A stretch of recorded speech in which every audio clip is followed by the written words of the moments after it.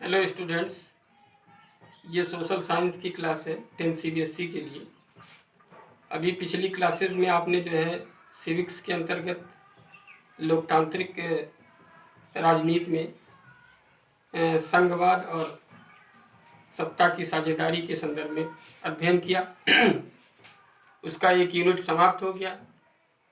अब आपका जो है जियोग्राफी वाला पोर्शन आज से स्टार्ट कर रहे हैं और ये जो आपकी बुक है वो समकालीन भारत भाग 2 के नाम से है। तो उसमें पहला लेसन आपका जो है वो संसाधन और विकास है। तो आज उसी का अध्ययन हम करेंगे। अब सबसे ज़रूरी चीज़ जो है वो ये समझने की है कि आखिर संसाधन है क्या। तमाम ऐसी चीज़ें हैं जो हमारे जीवन को बहुत सरल बना देती हैं। लंबी लंबी दूरियों को हम घंटों में तय कर लेते हैं। दूर दराज बैठे हुए व्यक्ति से आसानी से बात कर लेते हैं। और इस तरह की जितनी भी चीज़ें हैं जो हमारे जीवन को सरल बनाती हैं वो टेक्नोलॉजी के माध्यम से वो हमारे सामने आती है। तो संसाधन वह है जो हमारे जीवन को आसान बनाए और जिसको प्राप्त करने की टेक्नोलॉजी हमारे पास हो, यानी जिसको प्राप्त करने की प्रौद्योगिकी हमारे पास उपलब्ध हो।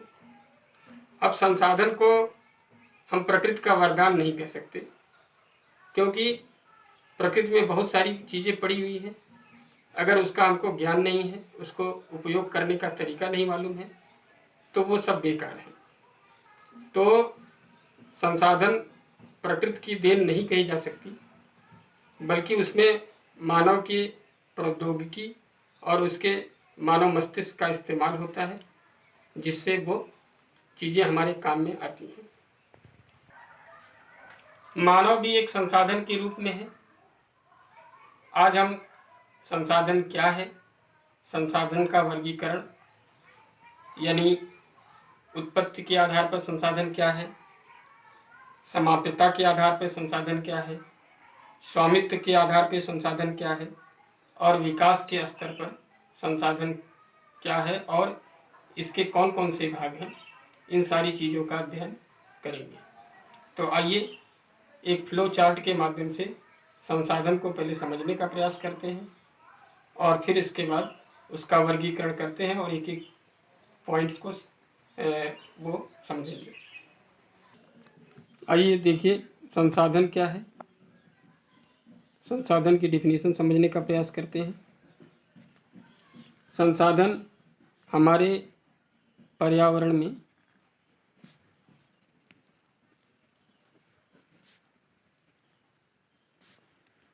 उपलब्ध प्रत्येक वस्तु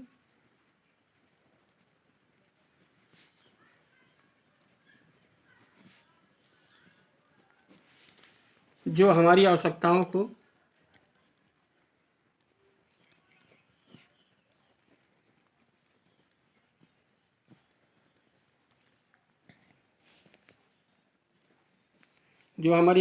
को पूरा करने में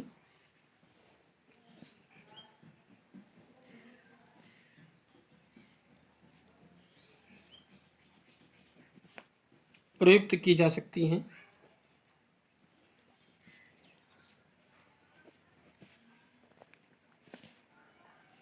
और जिसको बनाने के लिए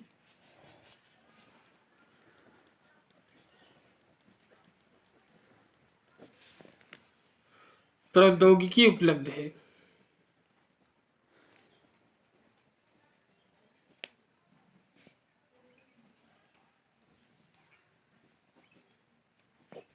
वो संसाधन कहलाती है। और जो आर्थिक रूप से, संभाव्य और सांस्कृतिक रूप से मान्य है। अब आइए एक फ्लो चार्ट के माध्यम से संसाधन को समझने का प्रयास करते हैं। देखिए ये संसाधन मुख्यतः दो भाग में बांटा गया है। एक प्राकृतिक है और दूसरा मानवीय है। प्राकृतिक के दो भाग हैं, प्राकृतिक संसाधन के नवीकरण योग्य और अनवीकरण योग्य। और नवीकरण योग्य के दो भाग हैं, सतत अथवा प्रवाह जैसे पवन जल, और दूसरा है जैव संसाधन। जैव संसाधनों के दो भाग हैं, एक प्राकृतिक वनस्पति और दूसरा वन्य जीव। अब आइए अनवीकरणीय योग्य संसाधन को देखते हैं। इसके दो भाग हैं, चक्रीय और अचक्रीय। चक्रीय माने जो रिसाइकिल हो जाए, अचक्रीय जो रिसाइकिल न हो। चक्रीय में धातुएं हैं और अचक्रीय जीवाश्म ईंधन जो एक बार इस्तेमाल करने के बाद फिर दोबारा हमको नहीं मिलता है। और मानवीय संसाधन में मानव द्वारा बनाई गई संरचनाएं और संस्थाएं, मात्रा एवं गुणवत्ता, और मानव भी इसी के अंतर्गत आता है। अब आइए संसाधनों के प्रकार पर विचार करते हैं। संसाधनों के प्रकार मैंने बताया पहले ही, उत्पत्ति के आधार पर संसाधन दो प्रकार के होते हैं, जैव संसाधन और अजैव संसाधन। अब जैव संसाधन को समझने का प्रयास करते हैं। इन संसाधनों की प्राप्ति जीव मंडल में से होती है और उसमें जीवन व्याप्त है। जैसे मनुष्य भी एक संसाधन है, वनस्पति जात और प्राणी जात, मत्स्य जीवन, पशुधन इत्यादि। दूसरा है अजैव संसाधन। वे सभी संसाधन जो निर्जीव वस्तुओं से बने हैं, जैसे चट्टानें और धातुएं। ये पहला हुआ है आपका उत्पत्ति के आधार पर। दूसरा समाप्यता के आधार पर। नवीकरण योग्य संसाधन वे संसाधन जिन्हें भौतिक, रासायनिक या यांत्रिक प्रक्रियाओं द्वारा नवीकृत यानी पुनः नया किया जा सके, पुनः पूर्ति योग्य संसाधन कहा जाता है इसको जो है। जैसे सौर ऊर्जा है, पवन ऊर्जा है, जल, वन व वन्य जीवन। ये इसके दो भाग अभी आपने पढ़ा, सतत और जो है वो सतत अथवा प्रवाह में। अब दूसरा इसमें है अनवीकरण योग्य संसाधन। इन संसाधनों का विकास एक लंबे भूवैज्ञानिक अंतराल में होता है, जैसे जीवाश्म ईंधन, और ये अचक्रीय है। और खनिज, दूसरा है खनिज जो चक्रीय है। पेट्रोलियम और कोयला बनने में बहुत समय लगता है, लाखों वर्ष लगता है। तो ये जो है अनवीकरण योग्य संसाधन है। अब आइए स्वामित्व के आधार पर व्यक्तिगत संसाधन आप देखिए, संसाधन जो निजी व्यक्तियों के स्वामित्व में होते हैं, जैसे निजी भूमि है, उनका मकान है, बाग है, चारागाह, तालाब, कुएं इत्यादि। ये संसाधन निजी संसाधनों के स्वामित्व में भी होते हैं। बहुत से किसानों के पास सरकार द्वारा आवंटित भूमि होती है, जिसके बदले में वे सरकार को लगान चुकाते हैं। और गांव में बहुत से लोग भूमि के स्वामी भी होते हैं और बहुत से लोग भूमिहीन भी होते हैं। शहरों में लोग भूखंड, घरों या अन्य जायदाद के मालिक होते हैं। बाग, चारागाह, तालाब और कुओं का जल आदि संसाधनों के निजी स्वामित्व के उदाहरण हैं। तो अब आइए आगे, सामुदायिक स्वामित्व वाले। सामुदायिक माने जिस पे सबका अधिकार हो, वे संसाधन जिस पे समुदाय के सभी सदस्यों का अधिकार हो। गांव की शामिलात भूमि, जैसे चारण भूमि, शमशान भूमि,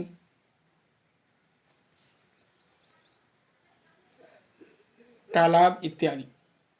उसी तरह से नगरों में जो सार्वजनिक पार्क है आपका, पिकनिक स्थल, खेल के मैदान, ये सब जो है सामुदायिक यानी सबके उपयोग की वो जो है संसाधन है, सबके उपयोग का संसाधन है।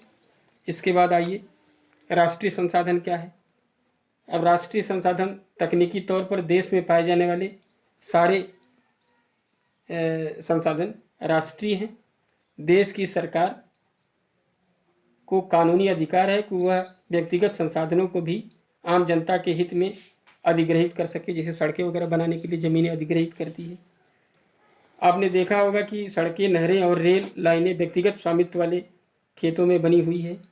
शहरी विकास प्राधिकरणों को सरकार ने भूमि अधिग्रहण का अधिकार दिया है। सारे खनिज पदार्थ, जल संसाधन, वन्य जीवन, राजनीतिक सीमाओं के अंदर सारी भूमि और 12 समुद्री मील यानी 19.2 किलोमीटर तक महासागरीय क्षेत्र, भूभागीय समुद्र व इसमें पाए जाने वाले सारे संसाधन जो है वो राष्ट्र की संपत्ति होती है। अंतर्राष्ट्रीय संसाधन, इसको समझने का प्रयास करते हैं। कुछ अंतर्राष्ट्रीय संस्थाएं संसाधनों को नियंत्रित करती हैं। तट रेखा से 200 किलोमीटर दूरी, 200 किलोमीटर अपवर्जक आर्थिक क्षेत्र से परे खुले महासागरीय संसाधनों पर किसी देश का अधिकार नहीं है। इन संसाधनों को अंतर्राष्ट्रीय संस्थाओं की सहमति के बिना उपयोग नहीं किया जा सकता। तो ये हो गया आपका स्वामित्व के आधार पर। और अब आइए विकास के आधार पर। विकास के आधार पर पहला है संभावी संसाधन। यह वे संसाधन हैं जो किसी प्रदेश में विद्यमान होते हैं परंतु उनका उपयोग नहीं किया गया है। उदाहरण के तौर पर भारत के पश्चिमी भाग, विशेषकर राजस्थान, गुजरात में जो है वो सौर ऊर्जा और पवन ऊर्जा की अपार संभावनाएं हैं, लेकिन अभी तक उसका पूरी तरह से उपयोग नहीं किया जा रहा है। दूसरा, विकसित संसाधन, जिनका सर्वेक्षण किया जा चुका है और उपयोग की मात्रा एवं गुणवत्ता निर्धारित की जा चुकी है, विकसित संसाधन कहलाते हैं।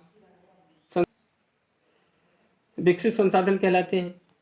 अब संसाधनों का विकास प्रौद्योगिकी और उनकी संभाव्यता के स्तर पर निर्भर करता है। आइए भंडार जो है वो पर्यावरण में उपलब्ध वे पदार्थ हैं जो मानव की आवश्यकताओं की पूर्ति कर सकते हैं, परंतु उपयुक्त प्रौद्योगिकी के अभाव में उसकी पहुंच से, मतलब अभी हमारी पहुंच से बाहर है, अभी हम उसका उपयोग पूरी तरह से कर नहीं पा रहे हैं। यानी उदाहरण के लिए जल दो ज्वलनशील गैसों जैसे हाइड्रोजन और ऑक्सीजन का यौगिक है तथा यह ऊर्जा का प्रमुख स्रोत बन सकता है, परंतु इस उद्देश्य से उसका प्रयोग करने के लिए हमारे पास कोई टेक्नोलॉजी नहीं है। संचित कोष देखिए, यह संसाधन भंडार का ही हिस्सा है जिन्हें उपलब्ध तकनीकी ज्ञान की सहायता से प्रयोग में लाया जा सकता है, परंतु उसका उपयोग अभी तक आरंभ नहीं हुआ है। इनका उपयोग भविष्य में आवश्यकता पूर्ति के लिए किया जा सकता है। नदियों के जल को विद्युत पैदा करने में प्रयुक्त किया जा सकता है, परंतु वर्तमान समय में उसका उपयोग सीमित पैमाने पर ही हो रहा है। इस प्रकार बांधों में जल, वन आदि संचित कोष है जिनका उपयोग भविष्य में किया जा सकता है। अब ये हो गया आपका संसाधनों का वर्गीकरण। अब आइए, आज जितना भी आपने अध्ययन किया उससे संबंधित क्वेश्चन ले लीजिए होमवर्क के लिए। पहला क्वेश्चन है संसाधन क्या है, किसे कहते हैं। दूसरा, स्वामित्व के आधार पर संसाधनों के विभिन्न प्रकारों का वर्णन कीजिए। तीसरा है जैव और अजैव संसाधन क्या होते हैं, कुछ उदाहरण दीजिए। चौथा क्वेश्चन होगा नवीकरण और अनवीकरणीय संसाधनों में अंतर स्पष्ट कीजिए। और लास्ट क्वेश्चन है संभावी तथा विकसित संसाधनों में अंतर बताइए।